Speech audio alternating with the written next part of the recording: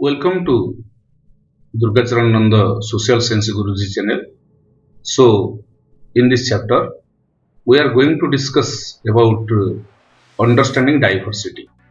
Dear students, in the first video, we discussed the social diversities, economic diversities, and various forms of diversities, as well as we have watched out one video regarding diversities of India.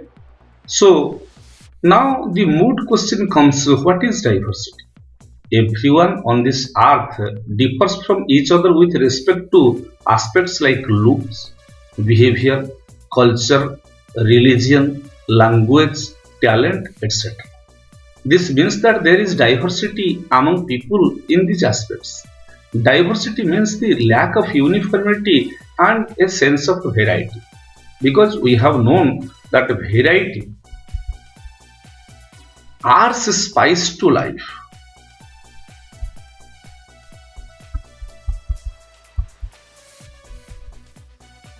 So variety helps us to enrich our lives. But one thing must be remembered, that in the variety, equality should be there. If equality would not be there, then that variety would be meaningless. For example, as you know, sometimes we see inequalities. What are inequalities? Inequalities means no equality. When people have different access to resources and opportunities, means जो संसाधन है और जो सुविधाएं है, अगर ये सुविधाएं सब लोग को समरूप उपलब्ध ना हो, संसाधन के ऊपर जो हक है, इस्तेमाल करने के अधिकार है, ये अगर अलग अलग हो तो वहां पर इनइक्वालिटी या असमानता आ जाता है। फॉर एग्जाम्पल, भारत की परिप्रेक्ष्य में जो कास्ट सिस्टम है, लोगों का जो वेल बींग है और जो शैक्षिक उपलब्धियां हैं, ये अलग अलग है। इसीलिए असमानताएं पनपते हैं। हमारा जो जाति व्यवस्था है, धार्मिक व्यवस्था है, अर्थनैतिक व्यवस्था है, उसमें से इनइक्वालिटी आता है। इनइक्वालिटी कभी भी अच्छा नहीं है, क्योंकि ये इनइक्वालिटी के द्वारा लोगों में फूट पैदा होता है, खाई पैदा होता है, जैसा कि मैंने आप लोगों को पहला वीडियो में बताया है। India is a country of several diversities, as you know. All of us know that India is a country of several diversities. Since it is a very big country, diversities ought to come. People in different parts differ in their customs, languages, habits, dance forms, food habits, dresses, and culture. These diversities arise from the fact that different regions have different histories and environment. My point of view is that history and geography,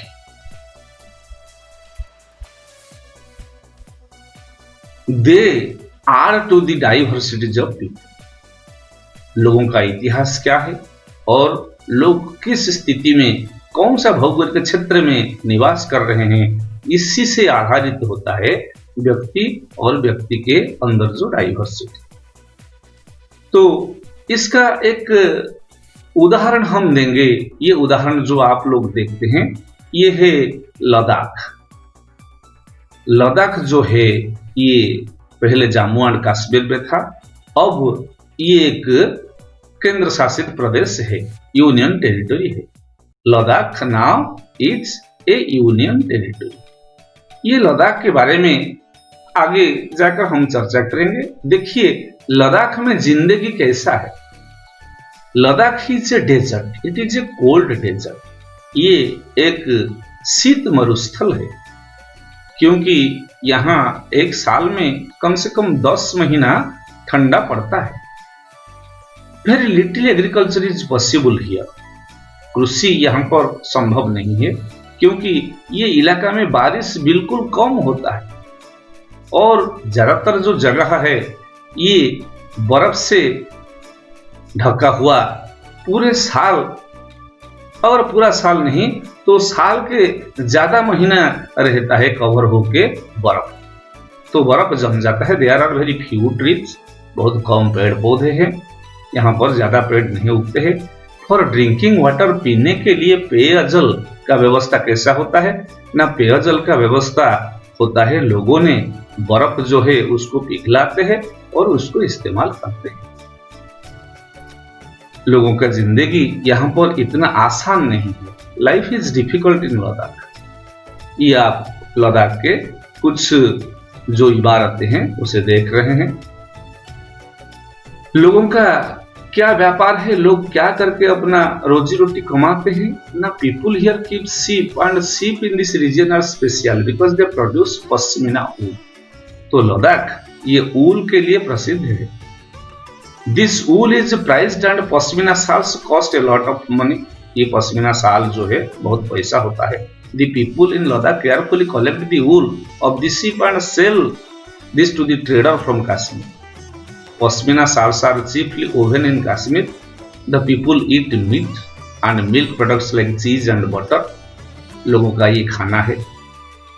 Each family owns some goats, cows and yaks. हर परिवार में कुछ बकरियां, गाय और चमड़ी गाय, याक ये होते हैं। Being a desert did not mean that Ladakh did not attract a share of traders. यहाँ पर भी अच्छा खासा व्यापार होता है। जो कारावान है, जो घुमक्कड़ है, ये घुमक्कड़ व्यापारी यहाँ पर घूमते रहते हैं। और these caravans carried textiles, spices, raw silk and carpet. ये जो घुमक्कड़ व्यापारियां हैं ये सूत या पश्मीना ऊल का जो सामान है और मसाला है, सिल्क है और कारपेट जो है इससे व्यापार करते हैं। इसे लेकर एक जगह से दूसरी जगह जाते हैं और वहां पर बेच के मुनाफा कमाते हैं। ये लद्दाख का कुछ परिदृश्य है। ये बहुत सीनिक है, ये सीनिक है, ब्यूटीफुल है। ये देखने से हमको अच्छा लगता है। This is the panoramic view of Ladakh, the scenic beauty.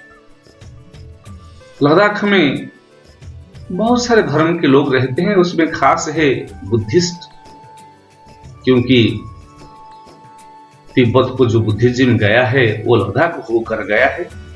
Ladakh को इसीलिए लिटिल तिब्बत या छोटा तिब्बत कहा जाता है। यहाँ पर भी इस्लाम के अनुयायियां, इस्लाम धर्म के जो पालन करने वाले लोग वो भी अच्छा खासा संख्या में रहते हैं। ज्यादातर मुस्लिम पॉपुलेशन है।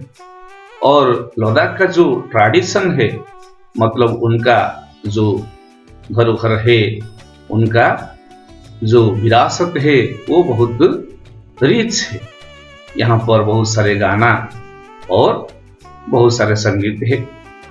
तिब्बतन जो एपिक है, नेशनल एपिक जिसका नाम है केसर सागा, ये जो केसर सागा है, ये केसर सागा परफॉर्म होता है और लोग उसको गाते हैं। ये बुद्धिस्ट लोग भी गाते हैं और मुस्लिम लोग भी गाते हैं। तो इस प्रकार लद्दाख जो है वो जम्मू एंड कश्मीर का हिस्सा था, लेकिन अब वो एक यूटी बन गया है। पर यहाँ पर जिंदगी इस प्रकार है जैसा कि आप लोगों को बताया गया। खेती कम है और लोगों का पशुपालन ज्यादा है। कुछ घुमक्कड़ व्यापारियां हैं।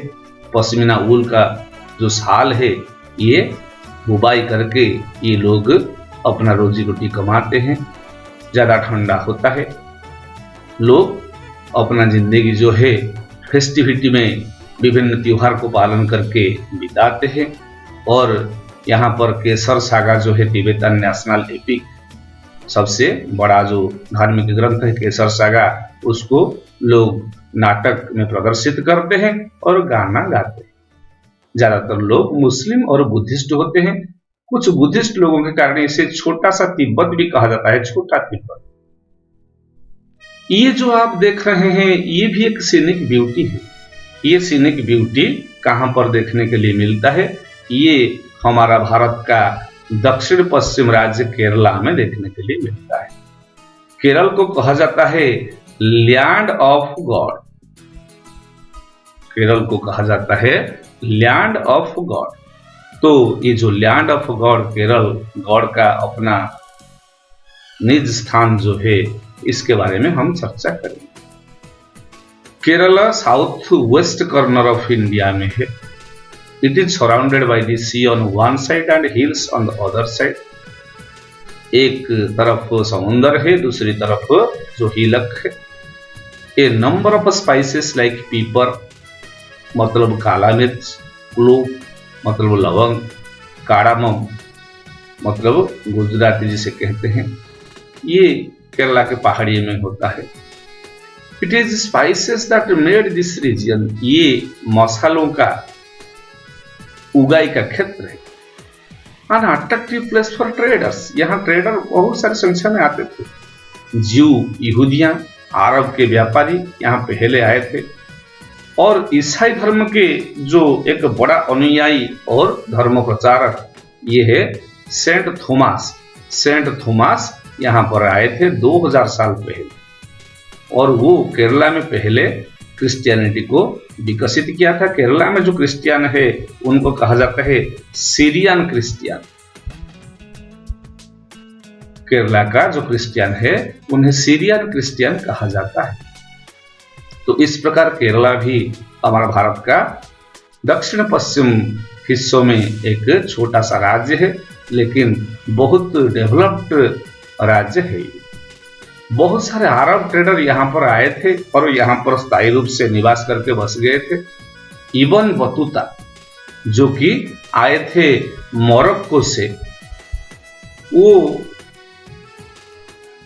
700 साल पहले आए थे। उन्होंने अपना ट्रैवलग जो है, उनका ट्रैवलग का नाम है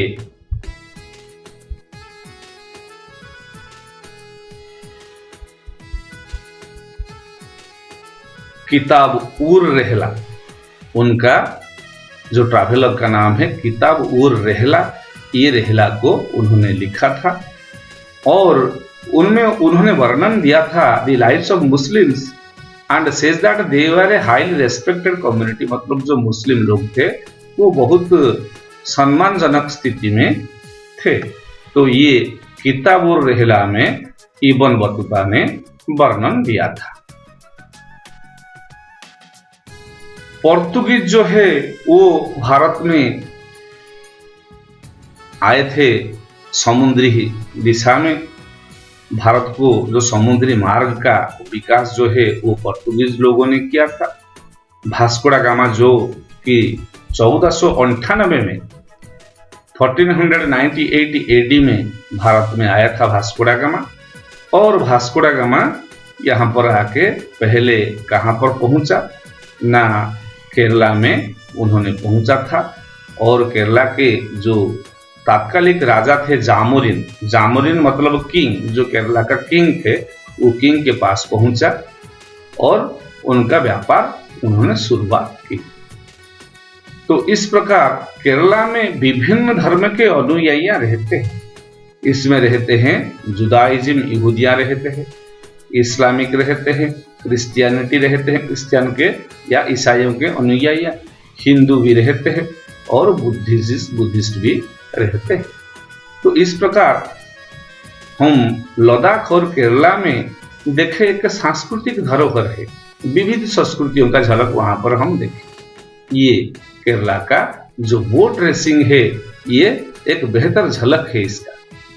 तो अगर हम कंपेयर करें केरला और लद्दाख के बीच, Ladakh the history of similar cultural influence, Kerala में उसी प्रकार समरूप स्थिति देखने के लिए मिलता है। हालांकि दोनों क्षेत्र अलग अलग है। Normally, naturally Ladakh and Kerala are two different geographical entities, but still there are some similarities which we can found. What are they? ना, उनमें जो सांस्कृतिक और ऐतिहासिक विरासत जो है वो समरूप है। लद्दाख में चाइनीज और अरब व्यापारियों का प्रभाव देखने के लिए मिला, यहाँ पर भी केरला में। लद्दाख में ऊल प्रोडक्शन है और केरला में स्पाइस प्रोडक्शन है, मसाला का प्रोडक्शन है। लद्दाख का डाइवर्स कल्चर है, केरला का डाइवर्स कल्चर है। ये संस्कृति जो है वो विविध है।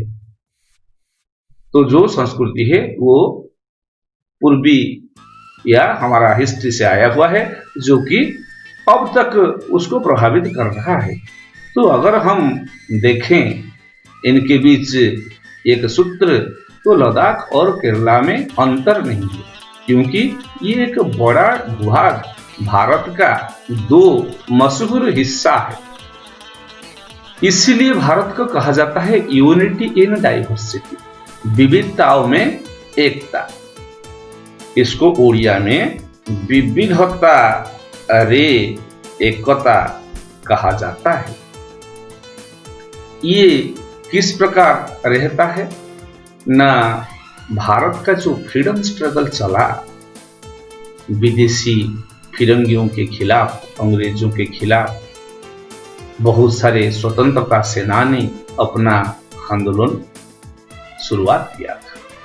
इसमें मशहूर आंदोलन का नेतृत्व लिया था मोहनदास करमचंद गांधी, भारत के राष्ट्रपिता महात्मा गांधी ने। ब्रिटिश भारत को ब्रेक करने के लिए, मतलब फूट पैदा करने के लिए कोशिश किया।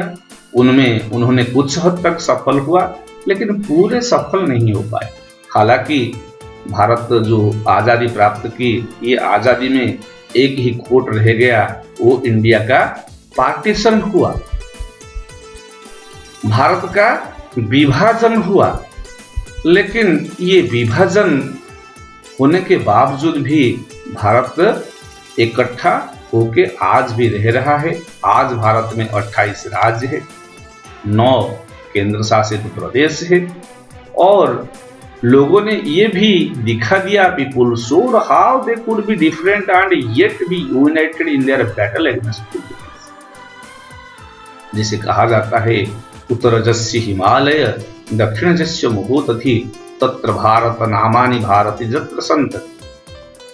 The great land of whose in the northern side the great Himalayas, the mighty Himalayas are situated. In the southern side the great Indian Ocean is situated. The land in between is called as India, and the people who are the residents of this India are called as Indians. So from Kashmir to Kanyakumari, India is one.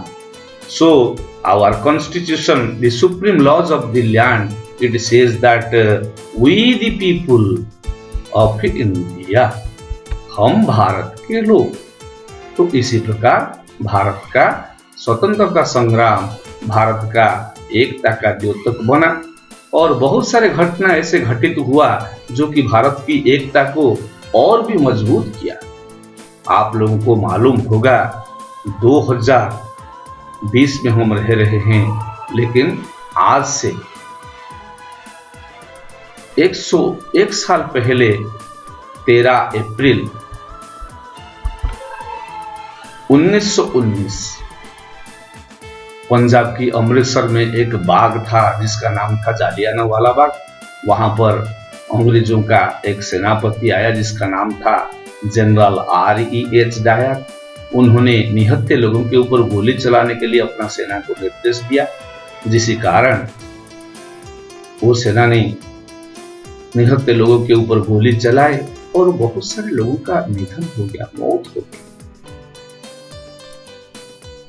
ये लोग जो कि भारत के स्वतंत्रता के संग्राम में बलि चढ़ गए, उनके स्मृति में ये जालियानवाला बाग की जो स्मृति स्तंभ जो है बनाया गया, और यहाँ पर हर साल स्वतंत्रता सेनानियों को जो लोग अपना जान गंवाए थे, इनके सम्मान में कार्यक्रम होता है। और आज तक ही ये जो मेमोर है, ये स्मृति स्तंभ जो है वो डट कर खड़ा हुआ है। देखिए, ये जालियानवाला बाग की बहुत बेहतरीन चित्र है। तो ये हमको याद दिलाता है, this reminds us that we can sacrifice our lives for the sake of motherland. No sacrifice is greater for the freedom of a country. These are the marks of bullets, जहां पर गोली चलाया गया था, गोलियों का निशान आज भी वो दीवार पर डटकर रहता है, उसका निशानी रहता है। ये हमको याद दिलाता है लोगों पर गोली यहाँ से चलाया गया था, यहाँ चलाया गया था। कितने लोग मरे होंगे, कितने लोग अपना जान गंवाए होंगे, इससे आप लोग कल्पना कर सकते हैं, अनुभव कर सकते हैं। तो भारत का ये जो लोगों का बलिदान, ये भी भारत को मजबूत बनाया, जिससे हमारा ये जो इंटीग्रिटी, हमारा यूनिटी, हमारा एकता और मजबूत। अपना जाने माने किताब भारत आविष्कार या डिस्कवरी ऑफ इंडिया में पंडित जवाहरलाल नेहरू ने ये बात कहा था, it was something deeper and with in its fold the widest tolerance of belief and custom was practised. Bharat की इस विशाल प्रांत में विभिन्न मजहब, विभिन्न विश्वास, विभिन्न धर्म का अनुयायी रहते हैं, अपने अपने धर्म का अनुपालन करते हैं, परिपालन करते हैं, और ये हमको एकता के सूत्र में, एकता की जो गांठ है उनमें हमको बांध देता है। So variety of knowledges and variety of beliefs, they are existing side by side in India, and it makes India a united country irrespective of the diversities। विविधताओं के बावजूद भी ये भारत को एकता के सूत्र में बांधता रहता है, और हमको एकता के सूत्र में बांधने वाला होता है हमारा राष्ट्रगान, जिसके बारे में आप लोगों को मालूम है। ये जन गण मन जिसको लिखा था हमारे नोबेल प्राइज रविन्द्रनाथ टैगोर, इनको पंडित भी कहना है और उनको विश्व कवि भी कहा जाता है। इसमें उन्होंने पंजाब, सिंधु, गुजरात, मराठा, द्राविड़, उत्कल, बंग, विंध्य, हिमाचल, यमुना, गंगा, उच्छल, जलधि, तरंग, ये जो लिखा था, इससे यह स्पष्ट होता है कि भारत का काफी सारे इलाके जो कि एक दूसरे से अलग है, जहां पर संस्कृतियां अलग है, नाच गाना अलग है, खान पान अलग है, विचार भी अलग है, ये अलगाव जो भाव है, इसके बावजूद भी जो एकता का विचार है, ये एकता के विचार भारत के लोगों को एक ही सूत्र में बांध के रखा है। कहा जाता है we united we stand and divided we fall.